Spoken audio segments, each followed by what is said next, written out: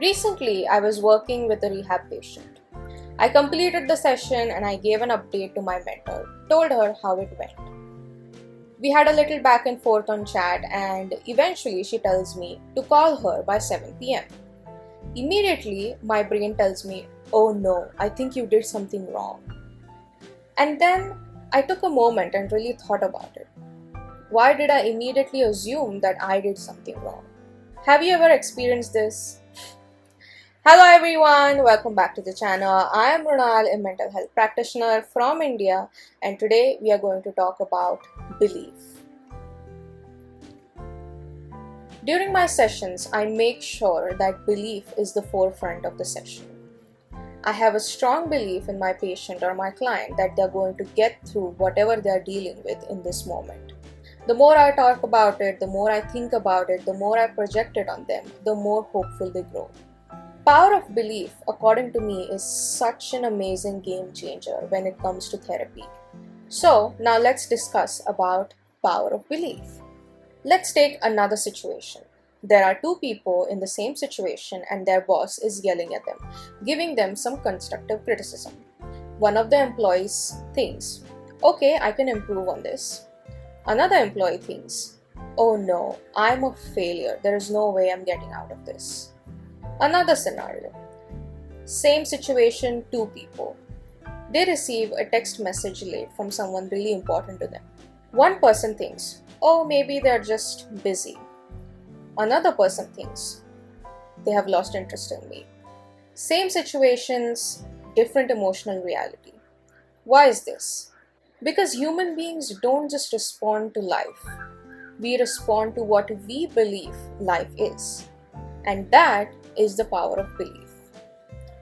Okay, so then what is a belief? A belief is something that our mind accepts as true.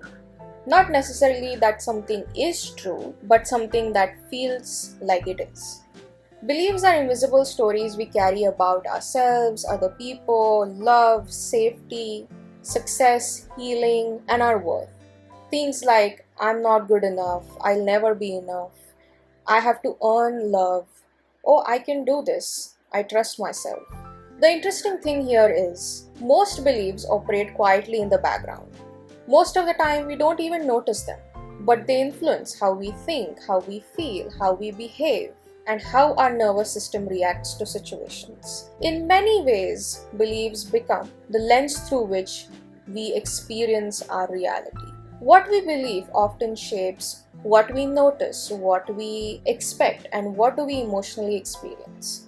For example, if someone believes, "I'm too difficult to love," they may start overthinking a slight change in another person's tone, or they would fear abandonment, or they will apologize excessively, or they'll struggle to feel secure in that relationship. Not necessarily because rejection is happening, but because our mind is constantly looking for reasons or evidence that will support this belief. We call this confirmation bias. Our brain tends to notice what we already feel is true. And beliefs don't just affect our thought, they also affect our behavior. When someone believes that, "Oh, I always fail," they may stop trying altogether. Or when someone believes, "Maybe I can improve," it is much more likely that this person will persevere through whatever difficulties are arising. Even confidence in itself is deeply connected to belief. Sometimes people are not incapable, they simply have convinced themselves that they are.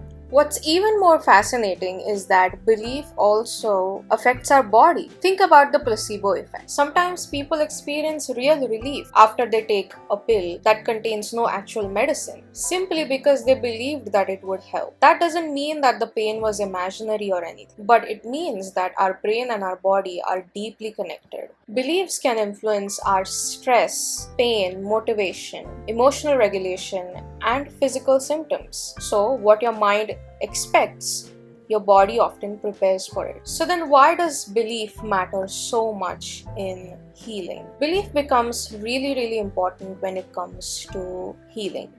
because healing requires the ability to imagine that there is a possibility of change. If someone deeply believes that they will never get better, nothing will change, or they are broken, then it becomes extremely hard to move towards recovery. But when someone starts believing in the fact that maybe healing is possible, something changes. Not magically, not instantly, but psychologically. They become more open to vulnerability, support, acceptance, awareness, consistency, and hope. Before people learn how to believe in themselves, they first experience someone else believing in them, like a therapist or a friend or a partner or a family member. Hence, this faith, this belief is really, really important in the process of healing. So then, can we change our beliefs?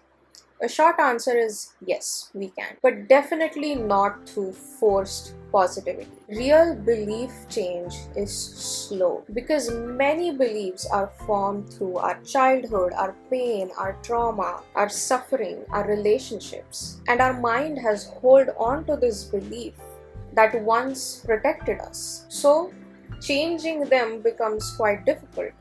The first thing that we need to do is we need to be aware of this belief. We need to start asking ourselves the right questions like, where did I learn this from? Is this belief helping me or hurting me? Is this a fact or a wound speaking? Over a period of time, new experiences, safe relationships, emotional support, emotional safety, therapy, self-compassion, and repetition slowly help us to reshape our beliefs. And it is very, very important to remember, just because a feeling feels familiar doesn't mean it's true or doesn't mean that it is reality.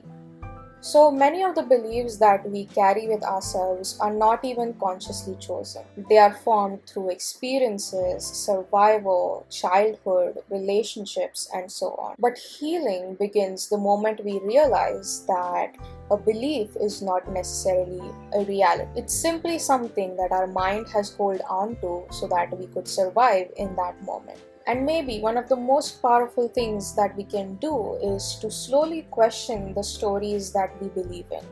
Where did they even come from, and why do we still hold on to them? That's it for this week's video. I hope you enjoyed this topic. This is something that I've been thinking about for some time now and have discussed with a lot of friends, so I thought maybe I could make a video out of this. If you did like it, don't forget to like, comment, share, and subscribe, and I'll meet you the next time I put out a video. Bye bye.